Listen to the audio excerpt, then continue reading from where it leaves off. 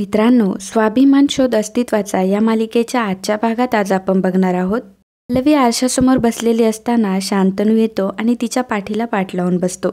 पल्लवी हसते आणि म्हणते की काय झालं शांतनू? आणि मग शांतनू मागे वळून पल्लवीला जवळ घेतो आणि म्हणतो की काही नाही, तुला काही मदत हवी आहे का विचारायला आलो. पल्लवी हसते आणि म्हणते की नाही, मला काही मदत नकोय, तुम्ही जा, तुमचं आवरा.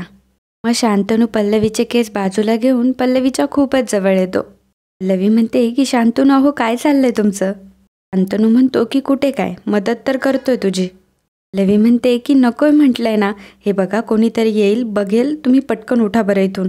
शांतनू पल्लवीला जवळ घेऊनच बसतो आणि म्हणतो की येऊ दे ना मग, भीती आहे का कोणाची? ॲक्च्युली तू साडी आधीच चेंज केलीस, नाहीतर.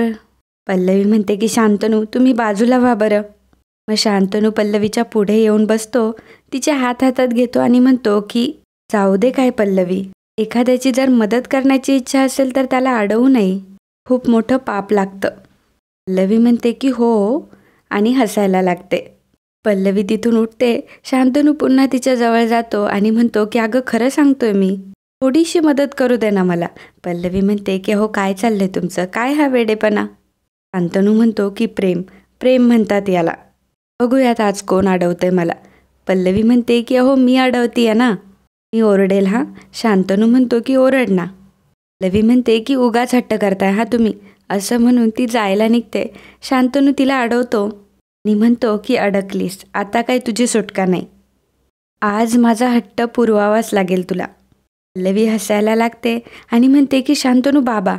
बाबांचं नाव ऐकल्यावर शांतनू लगेच हात सोडतो, तेव्हा पल्लवी लगेच पळून जाते. शांतनू म्हणतो की पल्लवी, गेल्या वेळी तू हेच कारण दिलं होतंस. पल्लवी म्हणते की गेल्या वेळी तुम्ही पळून गेला होता, आज मी जातीये. शांतनू मात्र खूप हसायला लागतो. आदिती आणि प्रभाकर सर रूममध्ये असतात. आदिती एकटीच हसत असते. तेव्हा प्रभाकर म्हणतो की अगं आदिती, तुला चेंज करायचं नाही का, आवरून घे ना. आदिती म्हणते की नाही नाही नाही, आज मला काहीच करायचं नाही, मी तर आज खूप आनंदात आहे. प्रभाकर म्हणतो की का बरं? आदिती म्हणते की का बरं, तू आज नोटीस नाही केलंस?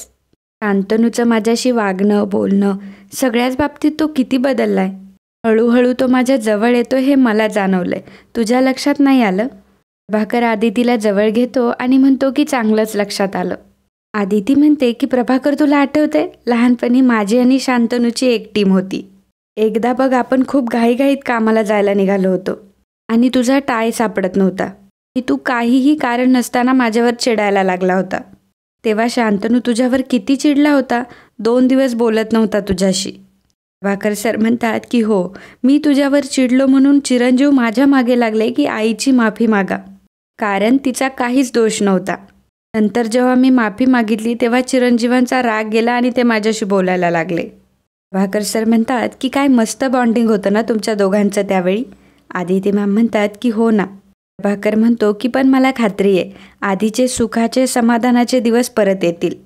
तुझा शांतनू तुला लवकरच परत मिळणार. आदिती, तू आणि पल्लवीने तर आज कमालच केली गं, म्हणजे तुला विचारायचंच राहून गेलं, प्रसादाचं तुम्ही मॅनेज तरी कसं केलं? आदिती मॅम म्हणतात की वहिनींनी जेव्हा पूजेचा घाट घातला ना, आणि आडून आडून पल्लवीला सारखं सुचवत होत्या की प्रसादाचा शिरा मीच करणार, तेव्हाच पल्लवीला संशय आला. तिने मला तेव्हाच अलर्ट केलं होतं आणि एक आयडिया देखील दिली. मी तर पूर्ण तयारीतच होते. बहिणींच्या मनात काहीतरी काळं चाललंय हे कळत होतं, पण नक्की काय ते खात्री नव्हती. आणि नेमकी मोठी आई पडद्यामागून हे ऐकत असते. तिथे मॅम म्हणतात की मग आपण काय करायचं? मग मी दुसरं पातेलं शिऱ्याचं रेडी ठेवलं. पण प्रभाकर किती घाणेरडी वृत्ती, पूजेच्या प्रसादाच्या शिऱ्यात पाल आणून टाकली वहिनींनी. काय बोलायचं रे हे? तेव्हा प्रभाकर म्हणतो की वहिनींचा सगळा पोरकटपणा आहे हा, त्यांच्याकडून आपण कुठली अपेक्षा करणार? प्रभाकर म्हणतो की पण या सगळ्यामध्ये एक गोष्ट चांगली झाली की पूजा उत्तम रीतीने पार पडली आणि वहिनींनी रचलेला डाव त्यांच्यावरच उलटला. असं म्हणून दोघंही हसायला लागतात. मोठी आई मनात विचार करते की अच्छा, हे तुझं आधीपासूनच ठरलं होतं तर. ठीक आहे आदिती, तू आत्ता माझ्यासोबत वाकड्यात शिरतीये, मला फक्त योग्य संधी मिळू दे. तुला अशी अडकवेल की पुन्हा तुझी माझ्या वाट्याला जायची खोडच मोडेल. दुसऱ्या दिवशी सकाळी मोठी आई देवाची पूजा करत असते आणि महामृत्युंजय मंत्र म्हणत असते. मोठे काका म्हणतात की सकाळी सकाळी काय चाललंय तुझं, पोथी काय वाचत बसलीयस? मोठी आई मोठ्या काकांना शांत करते आणि घाबरत घाबरत महामृत्युंजय मंत्र वाचत असते आणि देवाचा आशीर्वाद घेते. मोठे काका म्हणतात की अगं काय हे, देवांची पूजा तर मगाशीच झाली ना तुझी. मोठी आई म्हणते की अहो जीव नुसता घाबरा घाबरा झालाय माझा. जे जे देव आठवते ना त्यांचे पारायण करते आणि प्रार्थना करते. पोलिसांची टांगती तलवार डोक्यावर आहे, त्यातून एक काम सुद्धा धड होत नाहीये. कालचा प्रकार कळला ना तुम्हाला? आधी तिला आधीच समजलं होतं, त्यामुळे तिने दुसरा प्रसाद रेडी ठेवला होता. मोठे काका म्हणतात की तू तर तो विषय माझ्यासमोर काढूच नकोस. त्याबद्दल मला तुझ्याशी काही बोलायचंही नाही आणि ऐकायचंही नाही. मोठी आई नाटकं करत म्हणते की अहो तुम्ही जर माझ्याशी ऐकून नाही घेतलं तर माझं ऐकून कोण घेणार? असं एकदम पाल झटकल्यासारखं झटकू नका हा मला. पुढे काय होणार माहीत नाहीये, म्हणून देवीला साकडं घातलं आणि पारायण घालते. तेव्हा मोठे काका म्हणतात की आपण विकृत पापं केल्यावर देव काय आपली मदत करणार आहे का? मोठी आई म्हणते की हो नको ना असं म्हणू, एवढाच आधार आहे मला आता. तुम्ही सुद्धा ते पोलिसांचं प्रकरण मिटवायला तयार नाही, मग मी काय करू? मोठे काका म्हणतात की पोलिसांचं मी बघतो. मी थेट गव्हाणे साहेबांसोबत बोललोय. तेव्हा ना ती फाईल बंद करण्यासाठी पोलिसांना आदेशसुद्धा गेले असतील. लवकरच शुभवार्ता कळेल. हे ऐकून मोठ्या आईला खूप आनंद होतो. ती म्हणते अहो सांगताय काय, खूप मनावरचा भार हलका केला हा तुम्ही. ती देवाच्या पाया पडते आणि म्हणते की हे देवी माते, मी तुझं रोज पारायण करेल, प्रार्थना करीन, फक्त तुझी कृपादृष्टी अशीच माझ्यासोबत असू देत. तेव्हा मोठे काका सुद्धा हात जोडतात. इकडे शांतनूला इन्स्पेक्टरचा फोन आलेला असतो. शांतनू खूप चिडतो आणि म्हणतो की ठीक आहे साहेब, पण कुठली एवढी प्रोसेस आहे ते तर सांगा. इकडनं इन्स्पेक्टर म्हणतो की अहो वेळ लागतो तपासाला. तेव्हा शांतनू म्हणतो काल सुद्धा तुम्ही मला हेच उत्तर दिलं होतं, कशासाठी मी इतकी वाट बघायची? त्यावर इन्स्पेक्टर म्हणतात की अहो लागेल तपास, तुम्ही चिडचिड करू नका. शांतनू म्हणतो की कसा शांत राहू साहेब, तुम्ही सांगा मला. माझ्या बायकोवर हल्ला झाला होता आणि जीव घेण्याचा प्रयत्न झाला होता तिचा. इन्स्पेक्टर म्हणतात की तसं नाही आहे साहेब, मी सगळे प्रयत्न करतोय. तेव्हा शांतनू म्हणतो कळतंय मला, पण तुम्ही म्हणताय की काहीच प्रोग्रेस नाही अजून. इन्स्पेक्टर सर म्हणतात की घटनास्थळी अंगठी सापडली होती. शांतनू म्हणतो की हो अंगठी सापडली होती, पण मग त्याचं काय झालं पुढे? तुम्ही तर त्याबद्दल काहीच सांगितलं नाही. इन्स्पेक्टर सर म्हणतात की हे बघा शोध चालू आहे, समजलं तर कळवतो.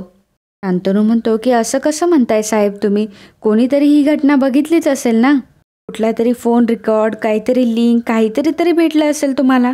सॉरी साहेब, पण याला काहीच अर्थ नाही आहे. आता मीच बघतो काय करायचं ते. असं म्हणून रागातच फोन ठेवून देतो. पल्लवी शांतनूला म्हणते की शांतनू अहो एवढा त्रास नका करून घेऊ, सापडतील गुन्हेगार, तुम्ही एवढा राग करून घ्यायची काही गरज नाही आहे. शांतनू म्हणतो की पल्लवी तू आता मला समजून सांगू नकोस, कारण गेल्या काही दिवसापासून मी गप्पच आहे. तपास चालू आहे आणि ह्या एका स्टेटमेंटच्या पुढं काहीच बोलत नाही आहेत ही माणसं. तुझ्यावर हल्ला झाला होता, यापुढे काहीही होऊ शकतं. जो कोणी गुन्हेगार आहे, कोणाच्या सांगण्यावरून त्यांनी केलंय का हे सगळं आपल्याला कळायला पाहिजे. ज्याने कोणी तुझ्यावर हल्ला केला तो यापुढे काहीही करू शकतो. या केसचा तर आता छडा लागायलाच हवा, मी आलोच. पल्लवी म्हणते की शांतनू काय करता हे, कुठे निघालात तुम्ही असं? शांतनू म्हणतो की पल्लवी प्लीज मला अडवू नको, आता तर मला जावंच लागेल. पल्लवी म्हणते की मान्य मला, तुम्ही जा, पण रागाच्या भरात काहीही होऊ शकतं, प्लीज तुम्ही काळजी घ्या. तेव्हा शांतनू तिथून निघून जातो. जाता जाता तो पल्लवीला म्हणतो की तू काळजी करू नकोस. शांतनू जेव्हा हॉलमधून जात असतो तेव्हा मोठे काका म्हणतात की अरे शांतनू एवढ्या घाईघाईत कुठे निघालास, बस जरा चहा घे. तेव्हा शांतनू म्हणतो की नाही मोठे काका, चहा प्यायला वेळ नाही माझ्याकडे आणि चहाचा मूडही नाही मला. मोठे काका म्हणतात की काय रे, काय झालं? शांतनू म्हणतो की मोठे काका अहो किती दिवस झाले पल्लवीवर हल्ला होऊन, तरीही पोलिसांना तपासात हाती काहीच लागत नाही म्हणताय. फोनवर त्यांच्याशी बोललो तर म्हणताय प्रोसेस सुरू आहे. आम्ही प्रयत्न करतोय एवढंच सांगताय, याला काय अर्थ आहे सांगा बरं? आपल्या घरातल्या एखाद्या व्यक्तीवर हल्ला होतो आणि पोलिसांच्या हातात काहीच लागत नाही. बरं पोलीस घरी आल्यावर त्यांनी विचारलेल्या सगळ्या प्रश्नांची आपण उत्तरं देतो, त्यांना आपण कॉपरेट करतो, तरीही त्याचा काही उपयोग होत नाही. मोठे काका म्हणतात की अरे लागेल गोष्टींचा तपास. शांतनू म्हणतो की ऑलरेडी आपण खूप वेळ दिला यासाठी. हल्ल्यापासून पल्लवीला किती त्रास झाला हे मी बघितलंय आणि तिने खूप सहनही केलंय. तर फोनवर सुद्धा ते होला होच म्हणतात. त्यामुळे मला आता प्रत्यक्ष जाऊन पोलिसांना भेटावंच लागेल. आणि आजही माझ्या हाती काही माहिती लागली नाही तर मी डायरेक्टली गव्हाणे साहेबांना भेटणार आहे आणि मी त्यांना खडसावून सांगणार आहे की तुम्ही पर्सनली या गोष्टीत लक्ष घाला. ते येतो मी, असं म्हणून शांतनू जायला निघतो तेव्हा मोठे काका म्हणतात की थांब शांतनू, मी पण येतो. शांतनू म्हणतो की तुम्ही नका टेन्शन घेऊ, तुम्ही थांबा, तसंही माझं पोलिसांशी बोलणं सुरूच आहे. फक्त त्यांच्या इन्व्हेस्टिगेशनमध्ये नक्की काय अडथळा येतो हेच मला बघायचंय. मोठे काका म्हणतात की अरे म्हणूनच म्हणतोय मी की आमची सुद्धा काहीतरी जबाबदारी आहे की नाही, आणि सूर्यवंशी घराण्याच्या प्रतिष्ठेचा प्रश्न आहे हा. मी तुझ्याबरोबर असल्यावर सिनियर ऑफिसर जातीने लक्ष घालतील. इकडे मात्र पल्लवी विचार करत असते. आदिती मॅम येतात. पल्लवीला म्हणतात की अगं शांतनू केवढा चिडला होता, पोलीस स्टेशनला गेलाय तो. तेव्हा पल्लवी म्हणते की हो, इन्स्पेक्टर सरांशी त्यांचं बोलणं झालंय, तपासात काहीच माहिती मिळत नाही म्हणून चिडलेत ते मॅम म्हणतात की साहजिक आहे ग, तपासाची चक्र इतक्या हळू गतीने फिरताय की कोणालाही राग येईल. खरे गुन्हेगार कोण आहे याची आपल्याला कल्पना आहे, या निमित्ताने जर ते उघड झालं तर बरंच होईल. पल्लवी म्हणते की बरोबर आहे आई, पण आपलंही पुरावे शोधण्याचं काम तर राहूनच गेलंय ना. मोठ्या आईचं तर वेगळंच असतं. आता 2 दिवसापासून काय चाललंय बघताय ना तुम्ही. पल्लवी म्हणते की आई, जेव्हा बाबा वकिलांच्या ऑफिसमध्ये गेले होते तेव्हा त्यांचं ऑफिस बंद होतं ना. भारतीताईंशी त्यांचं काही बोलणं झालं का? तेव्हा आदिती मॅम म्हणतात की नाही ग. पल्लवी म्हणते की मग आपण त्यांच्याशी बोलून बघूयात का, कारण गेल्या वेळी सुद्धा त्यांनीच आपली मदत केली होती. कदाचित यातलं त्यांना काहीतरी माहीत असू शकतं ना. आदिती म्हणते की तू फोन कर ना त्यांना. तेव्हा पल्लवी सांगते की मी फोन केला असता पण माझा फोन डॅमेज झालाय आणि त्यातला सगळा डाटा गेलाय. फोन नंबर नाही आहे माझ्याकडं, पण विभा काकूंकडे असेल ना त्यांचा नंबर, आपण घेऊ शकतो. नंबर तर घेता येईल, पण काय सांगू विभा काकूंना. आदिती मॅम म्हणतात की तू नको काळजी करू त्याची, मी घेईल विभाकडून नंबर. तर इकडे विभावरी आणि मेघना बोलत असतात. विभावरी मेघनाशी गुन्हेगाराबद्दलच बोलत असते. विभावरी म्हणते की कोणालाही राग येईल, गुन्हा होऊन एवढे दिवस झालेत आणि अजून सुद्धा तपास चालू आहे. शांतनू चिडला काय ते उगीच नाही चिडला. विभावरी हे देखील म्हणते की मला ना पल्लवीचं त्या दिवशीचं वागणं जरा खटकलं. म्हणजे ती आदिती जाऊबाईंशी उगीच भांडली आणि ज्यांच्यासोबत ती कायम भांडत असते असं मोठ्या जाऊबाईंची तिने बाजू घेतली. तेव्हा मेघना म्हणते की ती पल्लवी आहे, ती उगीच अशी नसेल वागली, काहीतरी कारण असेल यामागे. विभावरी म्हणते की हो बरोबर आहे, आपण पण तिची मनस्थिती समजून घ्यायला हवी. एवढ्यातच पल्लवी आणि आदिती मॅम तिथे येतात.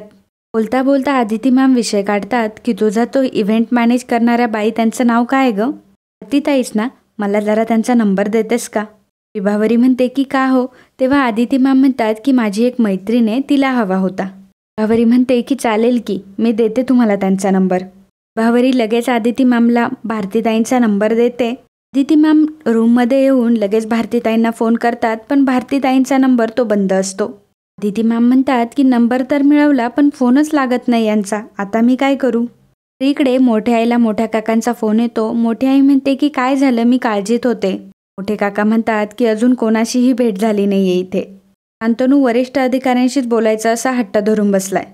बघितलंस ना किती चिडला होता तो, बरं झालं मी त्याच्यासोबत आलो. आई म्हणते की त्याला काहीतरी सांगून इकडे घेऊन या ना. मोठे काका सांगतात की तो काय कुकुलं बाळ आहे का, तो स्वतःचे सोर्स वापरतोय आता, आपलं सगळं पितळ त्याच्यासमोर उघडं पडेल. मोठी आई म्हणते की हे बघा, शांतनूला कसं समजायचं हे मी तुम्हाला सांगते. आणि मग मोठी आई मोठ्या काकांना प्लॅन समजावून सांगते. आणि आजचा भाग इथेच संपतो. पुढील भागात आपल्याला पाहायला मिळणार आहे. शांतनूला एक फोन येतो. शांतनू म्हणतो की काय सांगताय, ठीक आहे मी येतो लगेच. शांतनू सर्वांना सांगतो की पोलिसांनी ताबडतोब बोलवलंय, हल्लेखोर सापडलेत आता. मोठी आई म्हणते की देवा परमेश्वरा वाचले बाबा, बघितलं देवाने आपलं ऐकलं. परंतु ही गोष्ट आदिती मॅम, प्रभाकर आणि पल्लवीच्या काहीच लक्षात येत नाही.